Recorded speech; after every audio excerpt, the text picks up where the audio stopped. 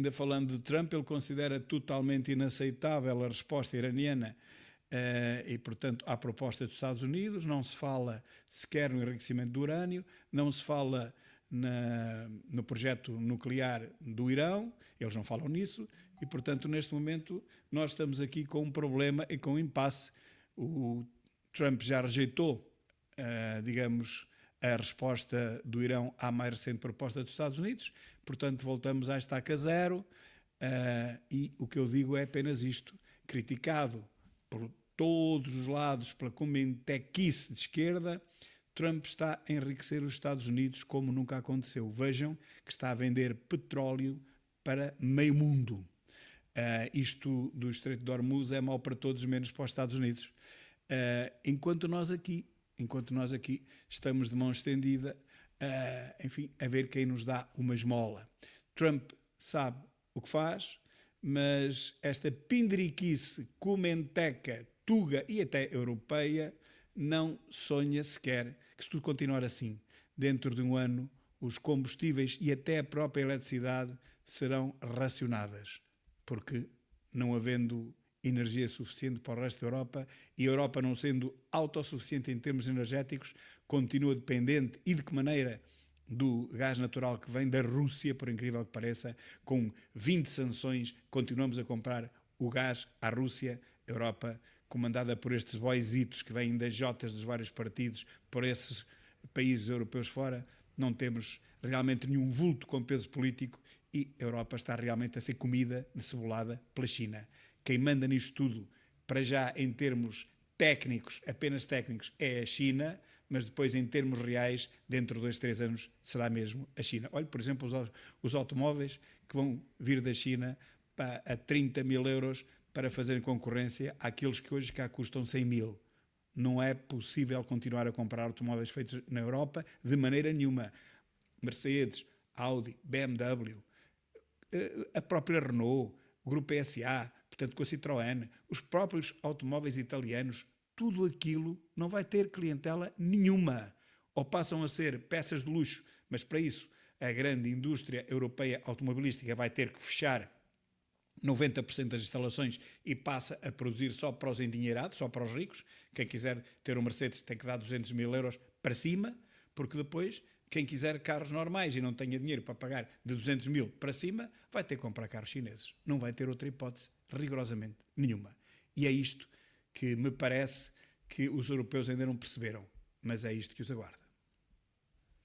Ao contrário da notícia que saiu a semana passada e que eu prontamente desmenti, porque tinha justamente acabado de falar com uma associação de guardas prisionais que dizem exatamente o contrário, a notícia já está corrigida. Prisões estão cada vez mais sobrelotadas, não é?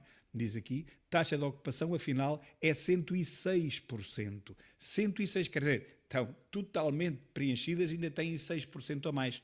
E continuam a receber presos preventivos dos tribunais. Não sei onde é que os vão meter. Está tudo ao molho e fé em Deus.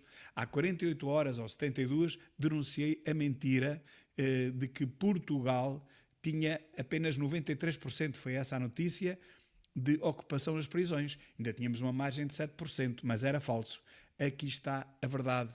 Aqui está a verdade e não é toda, porque eu tenho informação diferente desta, que me diz que, por exemplo, há neste momento mais de 14 mil presos, enquanto os números oficiais são de 13 mil, portanto há 1000 a mais, realmente lá dentro, mas ainda não foram contabilizados, e está tudo à molhada, meus caros. O que é que quer dizer tudo à molhada? Quer dizer presos preventivos misturados com condenados por não pagamento de multas, portanto, criminosos mínimos, portanto, crimes mínimos, mas que não têm dinheiro para pagar, vão presos. Temos as cadeias cheias de pessoas que não pagaram multas ou que foram apanhadas sem condução e não conseguem pagar multas, estão cheias.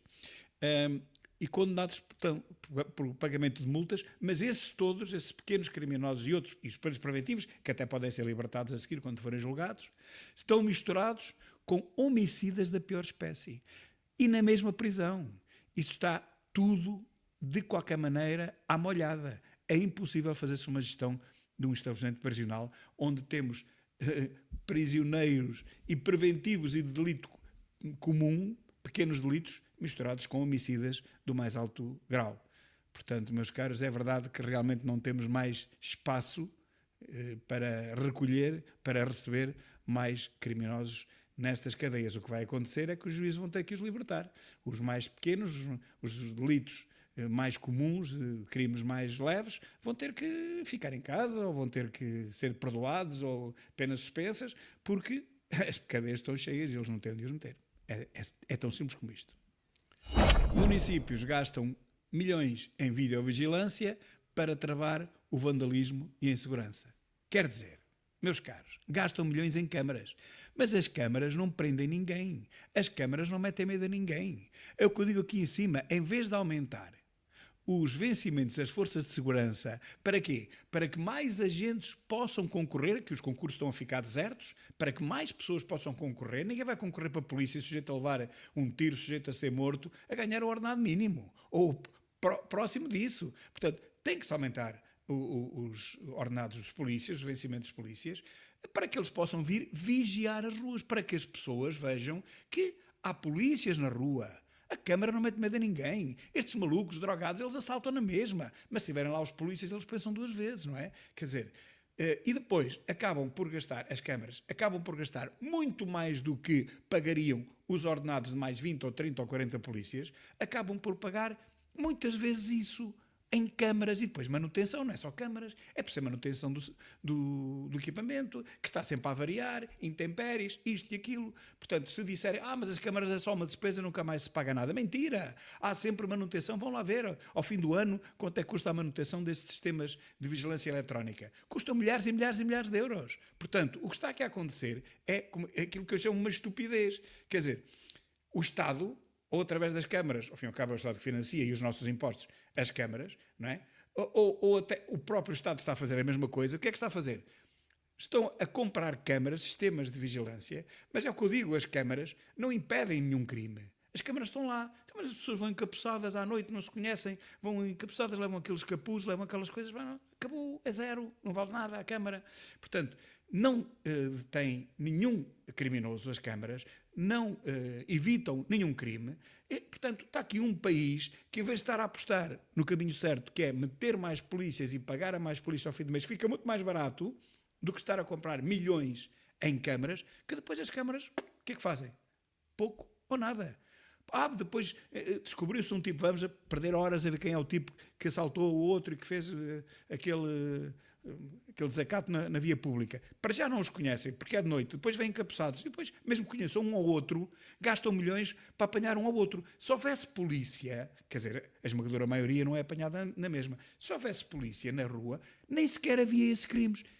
Lembro-me sempre o mesmo caso, o caso dos incêndios. Se houvesse vigilância nas matas, não havia 99% dos incêndios. Mas lá está, gastam dinheiro em tudo, menos em vigiar as matas, que ficava 1000 vezes mais barato, no mínimo, 1000 vezes mais barato. Mas depois também não havia dinheiro para distribuir para aqueles negócios todos que envolvem os incêndios, não é? Pronto, e neste caso, se não se comprar as câmaras, não se dão os milhões a quem as vende. Mas o crime continua e, ao fim e ao cabo, não há melhorias rigorosamente nenhumas. E pior, o dinheiro é gasto. Portanto, isto é mesmo estupidez. E na nossa rubrica As Estranhas Profissões, temos hoje aqui connosco o Sr. Prefeito Calhau, radiotelegrafista. Meus caros, no tempo, como eu digo em cima, em que o humor se fazia sem ser preciso achincalhar ninguém, perfeitamente identificado. Até se podia fazer uma charla com um tipo de pessoas, mas nunca se identificava se era o Manel, se era o João ou se era a Maria. Pois agora, os humoristas de extrema-esquerda, eles é que chamam-se próprios humoristas, só sabem fazer humor achincalhando fulano, ou achincalhando os Anjos, ou achincalhando o Ventura, ou achincalhando o Chega. É só assim que sabem fazer humor. Não sabem fazer humor como faziam estes grandes humoristas do nosso tempo. Já nem falo no Ribeirinho, já nem falo no António Silva, já nem falo no Vasco Santana. Falo mais recentemente, no nosso tempo, já na democracia. Vejam como se fazia humor sem achincalhar ninguém. Eu não sou prefeito de Calhau. O meu nome é José Severino. Sou pasteleiro. José Severino? José Manuel Garcia Marques Severino. Oh, diabo, você é o convidado da próxima semana.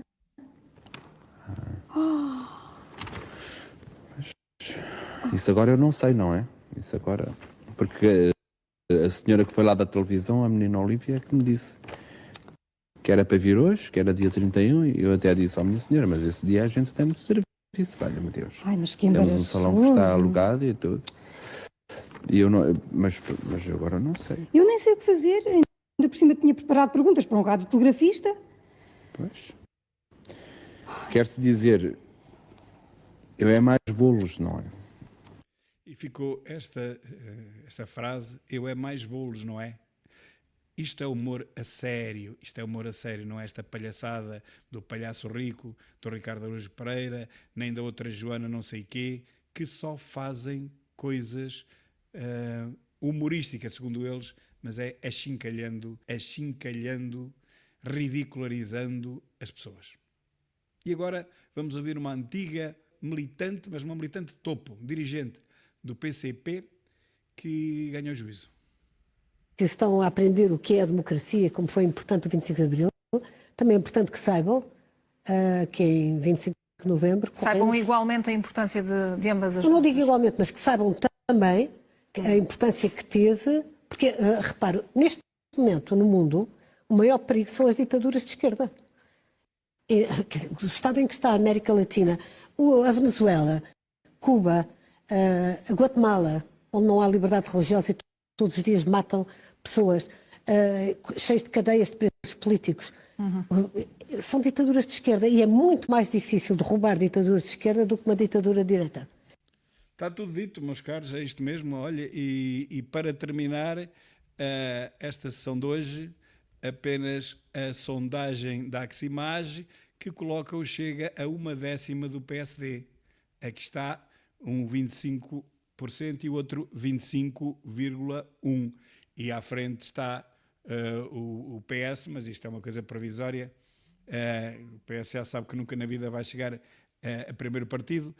Tirando isso, nós estamos a par do PSD e, portanto, meus caros, é uma boa notícia, porque apesar de tudo o que nos fazem, apesar de toda a campanha negativa e de todos os comentecos, jornalecos, entrevistecos e outros badamecos, o Chega continua a crescer.